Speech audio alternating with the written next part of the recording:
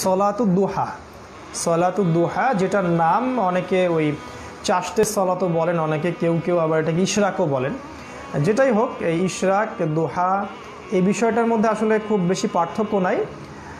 একটু আর্লি পড়লে সেটাকে ইশরাক বলা হয়, আর একটু ডিলে করে পড়লে সেটাকে আসলে দোহা, সলাতুদ্দোহা বা ফার্সি ভাষায় চাষতের নামাজ বলে আর কি। তো আমি প্রথমে ফজিলতটা বলছি যে যারা নিয়মিত সলাতুদ্দোহা আদায় করেন, সলাতুদ্দোহা নিয়মিত আদায় করেন মিনিমাম 2 রাকাত, তাদের রিজিকের মধ্যে, এবং রিজিক বলতে শুধু টাকা পয়সা বোঝাচ্ছি না, রিজিক বলতে কিন্তু শুধু টাকা বোঝানো হয় না।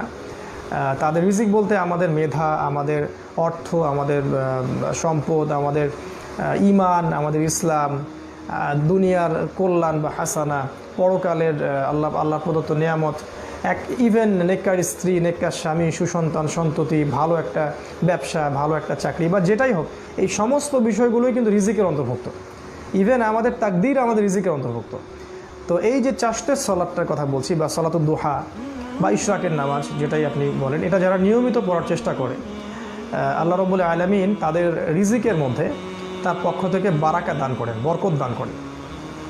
এই বরকতটা অনেক সময় বোঝা যাবে, অনেক সময় বোঝা যাবেও না, কিন্তু আল্লাহ পাক ভালো জানেন যে বারাকা কাকে কিভাবে কোন দিক দিয়ে কতটুকু দিতে হবে। ঠিক আছে, অনেক সময় আমরা হয়তো বুঝতে নাও পারতে পারি, কিন্তু বারাকা হয়ে গেছে হয়তো আমরা বুঝতে পারিনি। তো যাই হোক, এই সালাতটার ফজিলত সম্পর্কে রাসূল সাল্লাল্লাহু আলাইহি ওয়াসাল্লাম আরও বলেছেন যে প্রত্যেকটা আদম সন্তান, মানে প্রতিটা আদম সন্তান যখন ঘুম থেকে ওঠে, তখন প্রত্যেকটা আদম সন্তান যখন ঘুম থেকে ওঠে, আমি প্রশ্নটা বুঝতে পারিনি, না আচ্ছা আমি বুঝতে পারছি, আমি পরে অ্যান্সার করছি।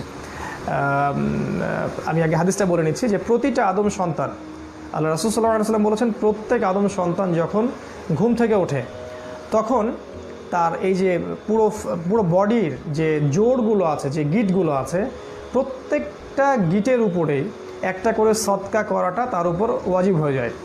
এটা আল্লাহ পাক যে আমাদেরকে সুস্থতার সাথে বা প্রাণটা আবার দেহে ফিরিয়ে দিলেন, এর শুকরিয়া স্বরূপই আসলে এটা আমাদের উপর বর্তিত হয়ে যায়।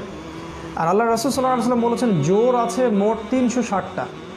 তিনি কোনো মেডিকেল ডক্টর ছিলেন না, তারপরেও তিনি বলেছেন আল্লাহর ওয়াহি থেকেই যে 360টা জোড়া আমাদের দেহে আছে। সত্যিকার অর্থে তিনি সবচেয়ে বড় মেডিকেল ডক্টর ছিলেন যদি আমরা ওই সেন্সে ধরি, কিন্তু অ্যাজ এ নবী তিনি আল্লাহর ওয়াহি নিয়ে কথা বলতেন। আল্লাহ পাক তাকে জানিয়ে দিয়েছিলেন যে আমাদের শরীরের মধ্যে 360টা জোড় আছে।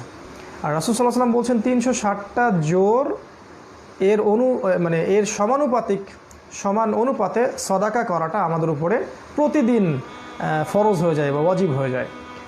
তো রাসূল সাল্লাল্লাহু আলাইহি ওয়াসাল্লাম যখন এটা বললেন, তখন সাহাবীরা তো অনেকে একটু আশঙ্কাও বোধ করলেন যে এতগুলো সাদাকা আমরা কেমন করে করতে পারি একদিনে। তখন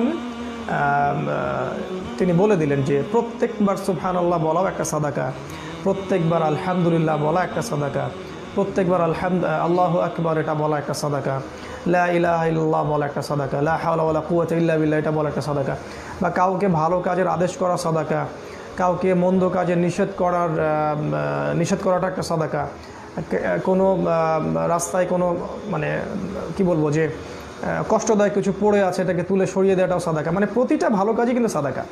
ঠিক আছে, ইভেন স্ত্রীর মুখে যদি খাবার কেউ তুলে দেয়, কোনো স্বামী বা স্বামীর মুখে স্ত্রী যদি খাবার তুলে দেয়, ইসলামে বলা হয়েছে সেটাও একটা সাদাকা, সেটাও একটা সাদাকা। সুবহানাল্লাহ। তো এইভাবে তিনি ব্যাপারটাকে সহজ করে দিলেন, এবং তিনি বললেন শেষে, হাদিসের শেষ অংশে, যে যারা এগুলো কোনোটাই করতে পারবে না কিন্তু শুধুমাত্র 2 রাকাত সালাত আদায় করবে, কখন? দুহার সময়, মানে আমাদের বাংলাদেশ বা যে আমাদের ক্লক যেটা আছে, এই ক্লকের টাইমে ধরে নেন যে 6টা থেকে, মানে সূর্য ওঠার পর থেকে 10টা সাড়ে 10টা পর্যন্ত, এই যে সময়টুকু, এই যে 6টা বা 5:30 বা 6টা থেকে যে 10টা সাড়ে 10টা এই টাইমটুকু আছে, এই টাইমটুকুর মধ্যে যারা 2 রাকাত সালাত পড়বে, এই সময়টুকু বলা হয় দুহার সময়। মানে দুহা মানে সূর্য একটু উত্তপ্ত হয় আর কি, এটাকে দুহা বলা হয়। কোরআনে একটা সূরা আছে ওয়া দুহা ওয়াল লাইলি ইযা সাজা। তো যারা এই সময়টুকুর মধ্যে মাত্র 2 রাকাত সালাত আদায় করবে, আল্লাহ রাসূল সাল্লাল্লাহু আলাইহি ওয়াসাল্লাম বলছেন তাদের ওই যে 360টা সাদাকা যার ওয়াজিব হয়ে আছে শরীরের উপরে, এটা আদায় হয়ে যাবে ইনশাআল্লাহ, মাত্র 2 রাকাত সালাতের বদৌলতে। এই পুরো হুকুমটা পালন হয়ে যাবে ইনশাআল্লাহ। আর এটাকে যদি আমরা ফজরের সলাতের পর এই যে সূর্যটা উঠে গেল, এই সূর্য ওঠার কিছুক্ষণ পর পরই, তাহলে সেটাকে ইশরাকের নামাজ বলা হয় আর কি। আর যদি আমরা এটাকে একটু ডিলে করে পড়ি 8টার দিকে, 9টার দিকে বা 10টার দিকে, এটাকে তখন বলা হয় সলাতুদ দুহা। দুইটা সলাতই একই সলাত, যে কোনো সূরা দিয়েই পড়া যায়, নর্মাল নফল সলাতের মতোই। কেউ 2 রাকাত পড়তে পারেন, কেউ 4 রাকাত পড়তে পারেন। আল্লাহ রাসূল সাল্লাল্লাহু আলাইহি ওয়াসাল্লাম 8 রাকাত পর্যন্ত পড়েছেন, 8 রাকাত পর্যন্ত পড়েছেন। তো মিনিমাম 2, ম্যাক্সিমাম 8 পর্যন্ত আপনারা পড়তে পারেন। আর দুইটাই পড়তে হবে এমনটা না, চাইলে আপনি দুটোই পড়তে পারেন, কোনো সমস্যা নাই। কিন্তু মিনিমাম একটা যেন আমরা করতে পারি প্রতিদিন। আল্লাহ পাক এই তৌফিক আমাদেরকে দান করুন। এর ফলে যা হবে যে আমরা প্রতিদিন, প্রত্যেক দিন হোক আমরা ধনী হই বা গরিব হই বা আমাদের স্ট্যাটাস যাই হোক না কেন, আমরা কিন্তু প্রত্যেক দিন 360টা করে সদকা করার নেকি পেয়ে যাবো ইনশাআল্লাহ। এটা কিন্তু কোটি কোটি বড় লোকদের ভাগ্যেও সৌভাগ্য নসিব হবে না। অনেক গরিব মানুষ কিন্তু এগুলো করার মধ্য দিয়ে ব্যাপক সদাকার নেকি নিয়ে আল্লাহ পাকের কাছে পরকালের মাঠে উঠবে ইনশাআল্লাহ তাআলা। তো